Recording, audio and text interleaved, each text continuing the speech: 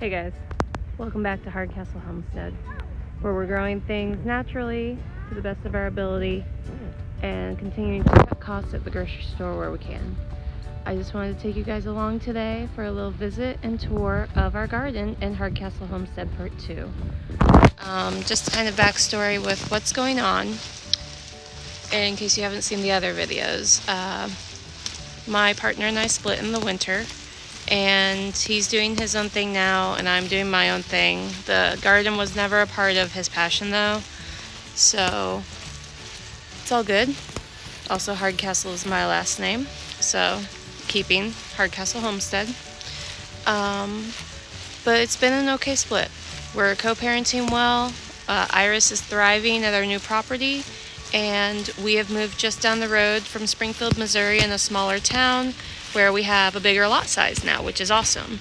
There's lots of goals that I'm excited for to share with you guys, and then there's some other things we have put on the forefront to try and get done in this first growing season, because you're only given a limited amount of growing seasons. Grow while you can is what I say. So the garden was primary and priority, and getting everything set up with our first summer here in the new homestead. So I'm gonna flip you guys around and take you for a little tour to show you what we're growing this year and the new layout of the garden, as well as talking about some of our future dreams with this space. I'm just so blessed you guys are still here with me, and I'll see you at the end of the video. So here we have our nice little space. And you'll see first we did do the cattle panel structure.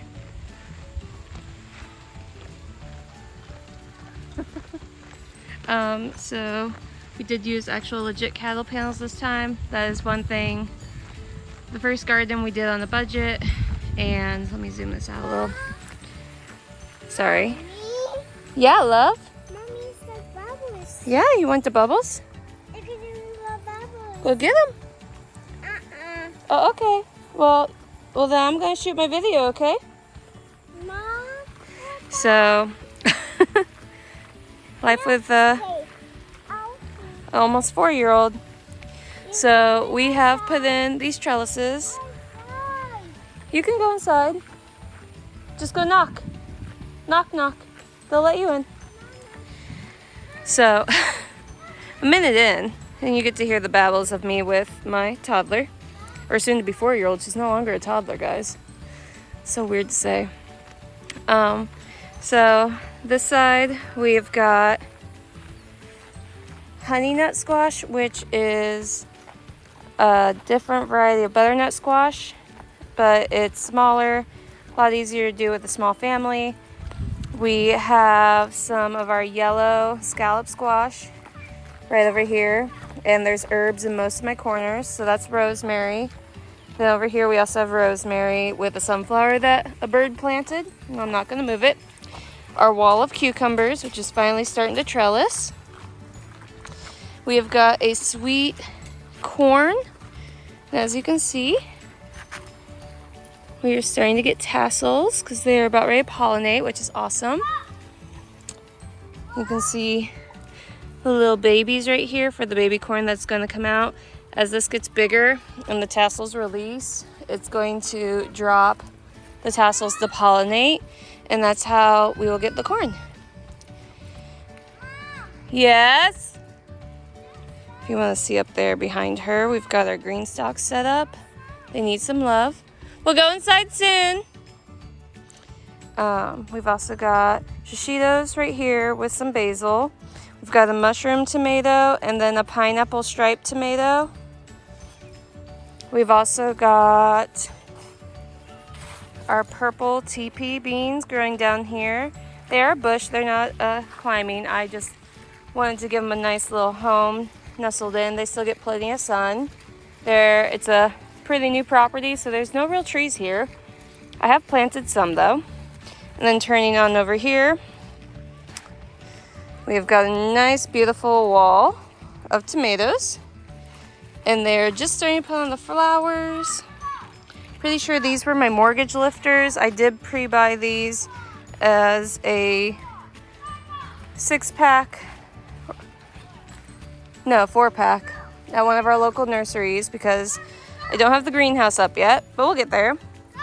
We've got some zinnias going, and they'll be in the middle here. We've got Anaheims, we've got jalapenos, and then some more jalapenos. Thank you. We got the chives. I did bring those from the last property. I got a pointer stick now. And this was really old seed, but I did have one cucumber come up. Yeah. And we're gonna let that baby grow. We got some Paul Robeson tomatoes here, and then a variety of tomatoes that are over there from a friend at his farm. Mom, watch out. Back here, kind of where I'm standing right now is the eventual spot for the greenhouse, which is an 8x8. But we got a sugar pie pumpkin, some white dill, some thyme right in there. I tried to plant a rose bush. I think it died. Please stop. I don't like that. You do. Oh no. And then we got Cherokee purple here. And then some more white dill and oregano matching on that side, and a rose bush that actually did survive right in that corner. Over here we have more tomatoes because obsessed with tomatoes. Might have to hug the baby soon. But of course we've got to have a brandy wine. Nice little potato leaf. And over here, more mortgage lifters. So that makes me question what the other ones are over there because I thought those were the mortgage lifters. We transplanted our blueberries. Yes. And then we planted on this side right here and up and around, we planted grapes, Concord grapes. And then over here, we have got some local blackberries. They're thornless from the Irwin farm. As well as on this side, you can kind of see the bush happening. But we have also got our elderberries, the Bob Gordon elderberries that I propagated from the old property because they're very, well, very fruitful, honestly. I love them. The size is good. The syrup that we made was delicious. You can see right there, that's where our Norway spruces that we got through the Arbor Foundation for doing a donation several years ago. I'm thinking about on this wall though, because as you can see, it's very bright and hot back here. And it's about 7:30 right now at the time of filming this. And the sun is still high in the sky because we just had the summer solstice, so it's still long days, but they are starting to get shorter, which is great. Finally got this mowed. The grass around the fire pit was getting to be about 3-4 feet tall, like the stuff over there. All of that is stuff that needs to be burned still and cleaned up, and then some of my other garden supplies is over there. All of this needs to be cleaned up and will be flower beds along with that side over there. Walking back through, here's part of the greenhouse. It's an 8x8x8. Here's a really pretty picture on the box.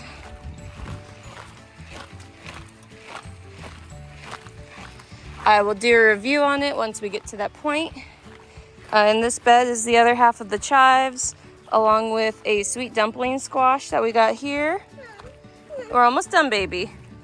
And then we've got some yellow crookneck squash here. I believe that's zucchini that I planted over there, and some zinnias. I know, my love. And then over here, oh, I hope it don't get wet. Getting wet. We've got the chocolate cherry tomatoes. Very wet now. We've also got eggplant coming in strong, which was another purchase from a local nursery in Springfield.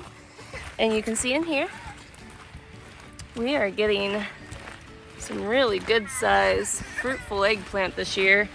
Planted eggplant at the club too, and it's looking amazing. We are doing a black diamond watermelon patch over here. I'm just gonna let it spread and go crazy on the mat. See how it goes. And then over here we have yellow just cherry tomatoes. They were our first to have fruit so far. A lot of it's just now getting cleaned up, and we've harvested a lot from it. So it doesn't look very impressive right now because I just went crazy with trimming everything and getting everything trellised. We are using dog fencing for this year with T-posts. Trying to double it up though, or use extra supports. Thank you. It's over there. You ready to go inside?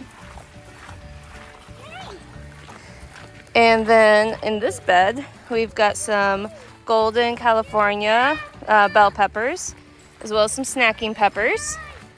So the sweets are over here. We are going inside, yeah. And then Iris's play area. The pool did not make it. It's okay though, because part of me is thinking we'll be doing a living wall down the fence through here till we hit the blackberries of different fruit trees.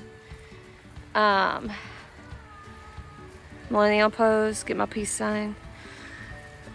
We're gonna clean up that back corner over there because it's a bunch of dead weeds that need to be burned. Maybe do a fountain in that corner. What I'm thinking about, because it's one of the flatter spots in the yard, is doing the raised pool on this side, which I think would be super cute. Still trying to decide what I want to do for the base on the ground cover area, just to keep it from having grass growing in it. Probably gonna do a brick outline. I would love to do like maybe 6 inches off the ground and do it all the way along the perimeter with gate entries of Dream Moment doing like wildflower garden mixed with native perennials. I think that would just be perfect on doing a little bit more of that zone growing and also just doing a nice biodiverse garden. It would carry on down this way. These 3 new bins are new, and I will probably be doing 3 more blueberry plants on them because they are popular with our family. Future goals though, this side, I would like to do 3 trees through here, maybe dwarf fruit trees. And then I've got a 6x3 here from the old property. I need to clean up where that grass grew through. And you can see where the tomato clippings are. It's a really big pile over there. That was my last area to clean up. They were really needing it. But I'm thinking for this area, we're gonna do some longer beds just behind it, create some texture and some growth. I don't know what I want to do back here though, whether it's going to be berry bushes, medicinal herbs, whatever it may be, but I'll keep you guys posted on that.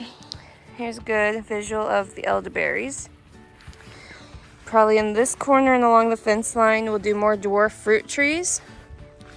Maybe like doing edge work with red buds. I'm coming, baby.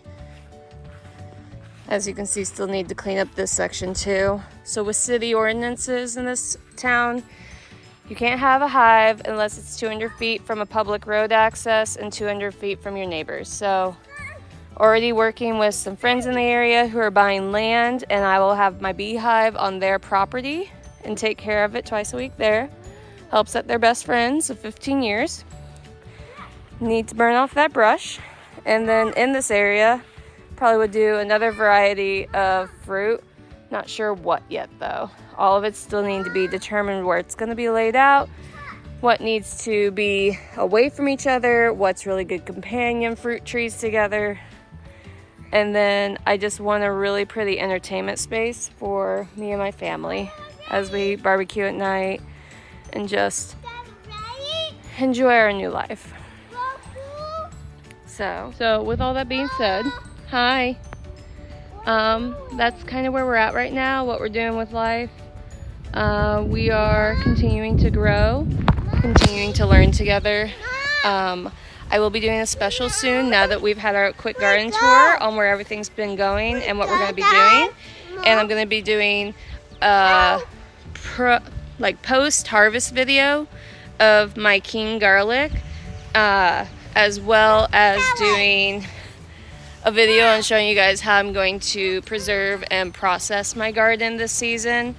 With the separation, we did finally sell our old property about 2 weeks ago, so I didn't want to leave behind perfectly good garlic and chose in that moment to harvest 3 weeks earlier than I was supposed to, because don't leave good garlic behind, especially when you put it in the ground in October. If you're in my zone or in my area, don't leave good garlic behind.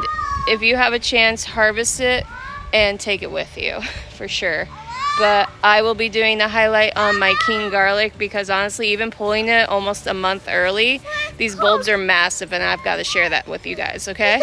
So right now, I'm getting a very fussy little baby girl. It is time for us to go inside, eat some evening fruit before we go to bed. Soon, baby. You say hi and bye? You say bye? Bye. Okay, bye. So remember, guys, make sure to go outside and get your hands dirty. We're going to go have a good night. Bye.